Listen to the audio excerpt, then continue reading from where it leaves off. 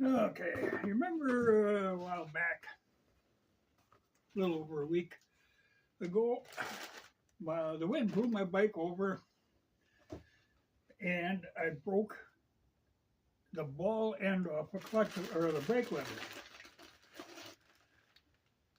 Well, I ordered some in, a set of spares. They're like $20 for a pair for your levers. But I see it's called a Kupplungshebel Silber. And the clutch one is a Handbremshebel Silber, German.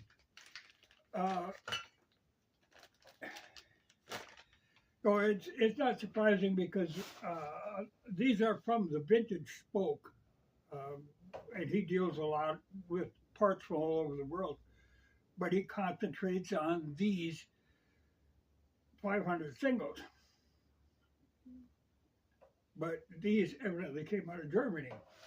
Well, okay, so I'm waiting for them, and on Monday it says, whoop, they were delivered. But I go out there, box is empty. Thought, damn. I hate that when something's floating. Well, they turned up today, but there's a long involved story about that. They were delivered to a neighbor. We have a substitute mailman or woman, and that always is a problem. Things can go adrift. Well, I thought, okay, maybe they'll turn up again, but I went ahead and ordered another set, the last set that is available. So, I don't know when you'll get German ones back in. Anyway, these did turn up, but I found out there's a story behind this. They had got delivered to a neighbor by mistake. And so he put them out in his mailbox, put the flag up, which is what you do whenever you get a substitute. You get somebody else's mail, you just put it out, it'll go the next day. Well, he did that, but they didn't pick up his mail. And they didn't deliver his mail. And he was getting a little concerned. Finally they did pick it up and brought it over. The mailman did, after getting some rather upset calls, because this particular guy had sold a bunch of cattle and he's waiting on the check, and the check is, floating someplace. It's always a scary deal when you're dealing with substitutes. But at least, I figured, okay, I'm out $20. I'd order a spare and they'll be here Monday. So I wasn't too concerned, but I could see where that guy would get concerned. But I guess there was screwed up mail all over. It's like if they just get in the general area, they figure it'll work out. Well, that's tough. Anyway, like I say, these are German. Now, the thing about these SRs in particular, when they came out, they sold well in like Germany, some of them in Britain, Australia, Taiwan, and even the Japanese really liked that big single cylinder. But they didn't sell very well here, because here at that time we were into cruisers, and by God, you have to have electric start. Well, they didn't have electric start. So there were not many of them here. But parts, I find I get a lot of parts out of like Australia or Germany. And in fact, someday, I was going to go into this someday, somebody asked about jetting for a carburetor, because I play around with that all the time. And a good place to get carburetor kits, the sets and jets and all this stuff is out of Australia, out of a company called MikuniOZ. And this actually is a MikuniOZ carburetor, because then you're getting a genuine Mikuni carburetor. And this particular throttle, which is the same as it's on my street bike, is one that MikuniOZ had specially made for them. Uh, but like I said, that's a quarter turn, and it's fine on a street bike. But for like on my XT, I've got a carburetor here. I'm going to put on that, and there I'm using a more conventional throttle because, like I say, any twitch on one of them, and you know it, you get a big jump in. But this is a carburetor I'm going to be putting on. That's a 38. This is a 34 I'm going to be putting on my XT. I've got a stock carburetor on there now, but I like the VM style carburetors. So this is going on that. They're just more tunable. But like I said, MikuniOZ, MikuniOZ, they actually have a website, and they got a lot of stuff on eBay, and they are on YouTube too. They have a MikuniOZ channel. So if you're really looking for information on tuning Mikuni carburetors, especially these BM, the round slide, they've got a lot of good information on there.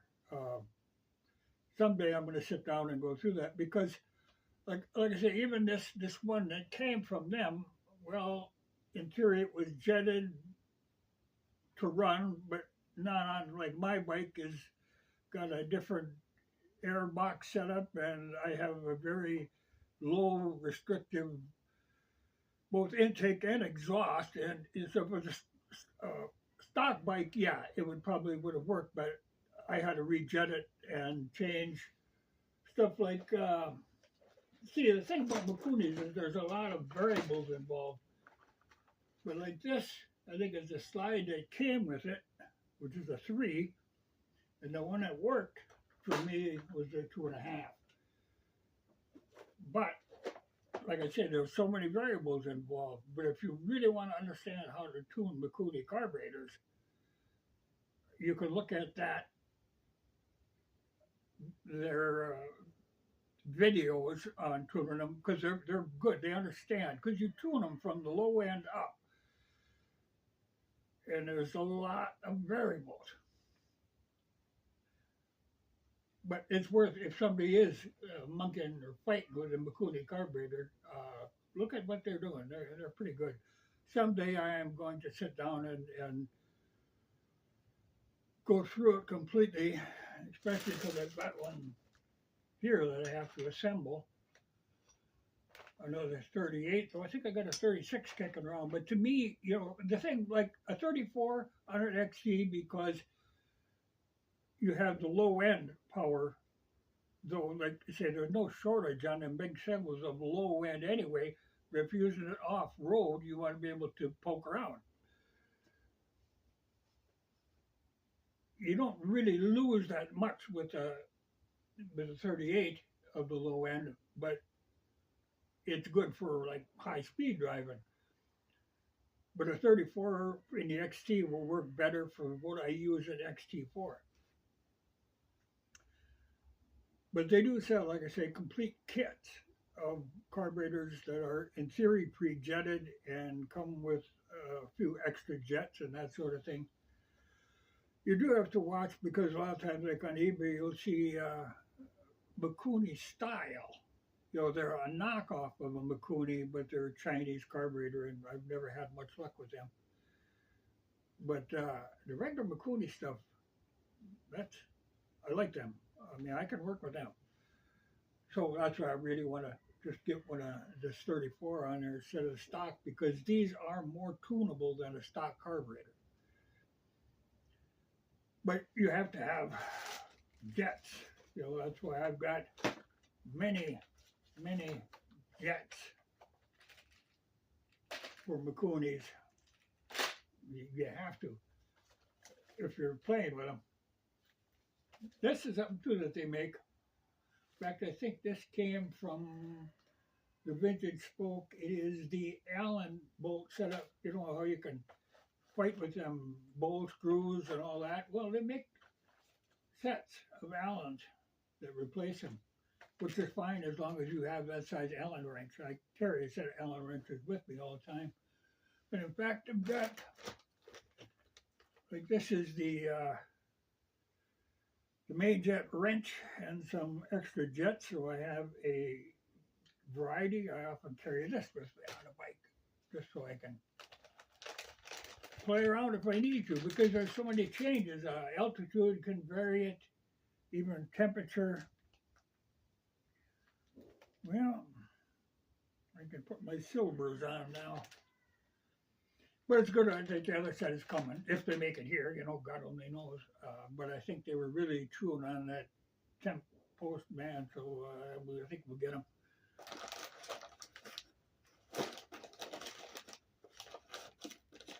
But I can put, well, I put this on. This 38 is going on my speed bike. Like I said, that is a new carburetor, which I don't often do, because usually you can pick up these Mikunis. In fact, a lot of times the ones that I get have been ones that people have put on a Harley, like on a Sportster, and don't understand the Mikuni tuning, and they never get them to work right, so they sell them and go back to a standard carburetor. So, but the setup, you know, the slides and stuff that are usually right for a Sportster are also right for a 500 single. You know, but I'll go through that someday. I have seen some pretty wild jetting on carburetors that they think are set up for a 500, but aren't really right. I mean, there's stuff that works and there's stuff that doesn't work, but a lot of times they don't understand that you have to tune from the idle up. Everything is progressive on them. So they start throwing stuff in that doesn't really work. But they were close with this one, but like I said, that to me that slide was wrong. That 3, I was you know, just off idle. It wasn't working right, but it was close. But someday I will make a video explaining how that works. But it's an involved procedure, which is why I have the Suncool Mikuni manual, because it does tell you a hell of a lot. It goes into a lot of the square slide stuff that doesn't interest me, but sometime I should try a square slide. I often thought about Electron. They're, again, a flat slide carburetor, but I understand the round body, these BM, I understand them. So I can work with them. And I have no great need to change to a different carburetor. But let's see if this other set of Siebels, if that's what that is, silver. Must be German for lever. That's the only. The brand name I think on these was Keto. No, I didn't know Keto was a German thing, but I've had other parts from them, I believe. But it's too bad, you know, like I say, they sold in certain countries, but they just couldn't sell them here. Here they wanted cruisers, and they're not a cruiser, they're just a good old style bike. Like I said, they sold in Britain, but usually there they were kind of sticking to their native, you know, you had the BSAs and you had all this stuff, you know, so you could get a big single there. And a lot of the people now are working with the vintage big singles, but they did sell them. But the Germans loved them. You get a lot of performance parts out of Germany, though the shipping is a killer. In Australia, the shipping's a killer. But there are parts. That's what I kind of like this guy, that vintage spoke, which is a good outfit if you're into 500 singles. At least getting him, I don't have to pay that outrageous German shipping. And they come pretty quick, usually. But someday I'll sit down and do a tutorial on Mikuni tuning, in particular how it is regards to these 500 singles. But in the meantime, you can look at that MikuniOZ videos. They understand what they're doing there, which is a rare thing in this world with carburetors. A lot of people don't understand them. They do. Ooh, too cold to ride, so I guess I'm gonna have to work on stuff.